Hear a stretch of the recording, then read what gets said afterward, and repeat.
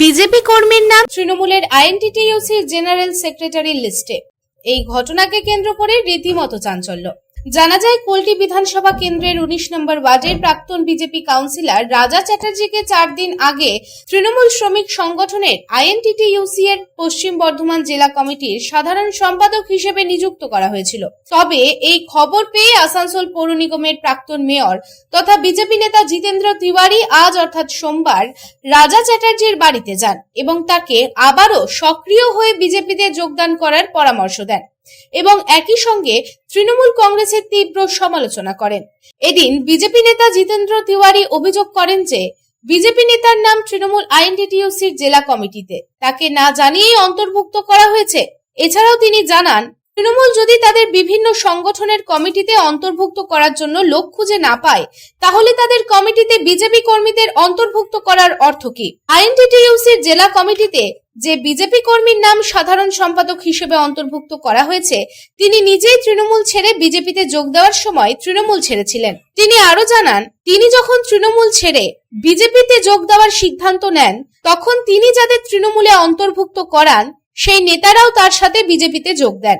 এখন যদি তৃণমূল তাদের কোনো শাখা সংগঠনের জেলা কমিটির তালিকায় এই নেতাদের একজনের নামও অন্তর্ভুক্ত করে, তাহলে তা হাস্যকর।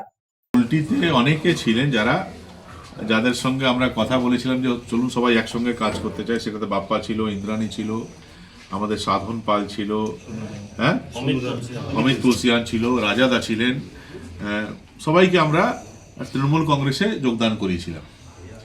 কিন্তু পরবর্তী ক্ষেত্রে আমরা দেখি যে তৃণমূল কংগ্রেসে যোগদান করার পর আসানসোলে মানুষের যে সেবা আমরা করতে চাইছিলাম, কুলটির মানুষের জন্য আরও যে বড় কাজ আমরা করতে চাইছিলাম, সেটাতে বাধা দেওয়া হচ্ছে এবং আমরা সিদ্ধান্ত নিই যে তৃণমূল কংগ্রেস ত্যাগ করে আমরা ভারতীয় জনতা পার্টিতে আবার যোগদান করব এবং 2রা মার্চ 2021-এ আবার ভারতীয় জনতা পার্টিতে আমরা যোগদান করি।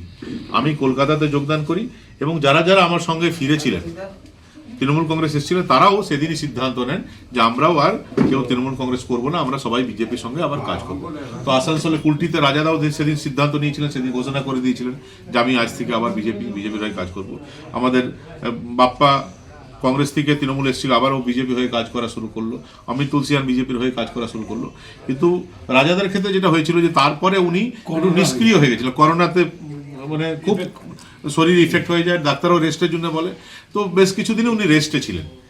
এখন 4 দিন আগে তৃণমূল কংগ্রেসে একটা আইএনটিটিইউসির একটা লিস্ট বেরিয়েছে এবং সেই আইএনটিটিইউসির লিস্টে দেখছি জেনারেল সেক্রেটারি হিসাবে রাজাদার নাম দিয়ে দিয়েছে। তো রাজাদার সঙ্গে আমরা কথা বললাম, তো উনি বললেন যে আমি কখন তৃণমূল কংগ্রেস করলাম, আমি তো বরাবর বিজেপি ইনঅ্যাক্টিভ হয়ে গেছিলাম। তো আমরা রাজাদাকে বললাম যে আপনি যেহেতু ইনঅ্যাক্টিভ হয়ে গেছেন, সেই কারণে এরা একটা এমন বাতাবরণ তৈরি করছে যেন আপনি ওনাদের লোক, আর ওদের কমিটিতে রাখার লোক নেই, এটাও বোঝা যাচ্ছে, দৈন্য দশা প্রমাণ হচ্ছে। তো আমরা সবাই মিলে রাজাদার কাছে এসেছিলাম যে আপনি আগে যেরকম সক্রিয় ছিলেন, এবার শরীর একটু আগের চেয়ে বেটার আছে, এবার আবার উনি সময় দিন। উনিও কথা দিয়েছেন যে এবার বিধানসভা নির্বাচন যতদিন কুলটিতে আবার বিধানসভায় এখান থেকে আমাদের দলীয় প্রার্থীকে জিতিয়ে আমরা বিধানসভা না পাঠাচ্ছি, ততদিন উনিও শরীরে যতই কষ্ট থাক উনি বিজেপির জন্য সময় দেবেন এবং সেটার জন্য আমরা সবাই মিলে ওনাকে ধন্যবাদ জানাবার জন্য এসেছি। এবং আগামী দিনে রাজাদা আবার পুরনো ভূমিকায় আমরা পাবো এবং তৃণমূল কংগ্রেসকে বলবো যে তোমাদের কমিটি করার জন্য যদি লোকজনের অভাব আছে, তাহলে আমাদের লোকদের সঙ্গে যোগাযোগ করো। অন্যদিকে এই প্রসঙ্গে বিজেপি কর্মী রাজা চ্যাটার্জি কি জানাচ্ছেন, আসুন শুনে নি। কখনো জেনারেল সেক্রেটারি হয়েছি বা কিছু হয়েছি, এবং আমার যে নামটা দেওয়া হয়েছে সেটাও স্পেলিংয়ে ভুল আছে।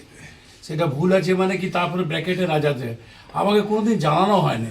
আর আমি এফিশিয়েন্ট নই, আমি ট্রেড ইউনিয়নের ব্যাপারটাও জানি, কিন্তু আমাদেরকে করে দিয়েছে। আমি জানিও না কোনদিন কবে করেছে, কিভাবে হয়েছে, কখন কমিটিতে হয়েছে, কখন নিয়ে এসছে। তৃণমূলে তো ছিলাম, আমরা ছিলাম, আমাদের মেয়র সাহেবও ছিল, আমরাই তো তৃণমূল তৈরি করেছিলাম। আর আজকে আমার খুব শরীর খারাপ হয়ে গেছিলো, আমার খুবই আমি মাঝখানে খুব ইনঅ্যাক্টিভ হয়ে গেছিলাম। এবং আপনারা হয়তো অনেকেই জানেন যে আমি বাড়ি থেকে বোধহয় 170-80 দিন বেরোইনি, মানে নিচে নামিনি পর্যন্ত, নামতে পারতাম না, শ্বাসকষ্ট হতো, হতো। আমি তো চাইনি যে আমার নাম কোথাও ঢুকে। আমাকে তো এর আগেও সেদিনকে ডেকেছিল এখানে, তা আমি তো বলে দিলাম যে আমি তো বাদ আছি, আমরা তো এইখান থেকে নাই, আর আমাকে দিকে ছেড়ে দিন এবারে। হ্যাঁ, আমরা ছেড়ে দিন, আমি তো বলে দিলাম সেদিনকে, এখানে এসেছিল নরেন্দ্র চক্রবর্তী, আমি বলে দিলাম যে আমাদেরকে ছেড়ে দিন, আমরা তো আর আমাদেরকে বাদ দিন, আমরা ওই যে মেন্টালিটির কাজ করি সেই মেন্টালিটির কাজ করে উঠতে পারা যাবে না। আসানসোল থেকে সন্তোষ মণ্ডলের রিপোর্ট, পাবলিক টাইমস।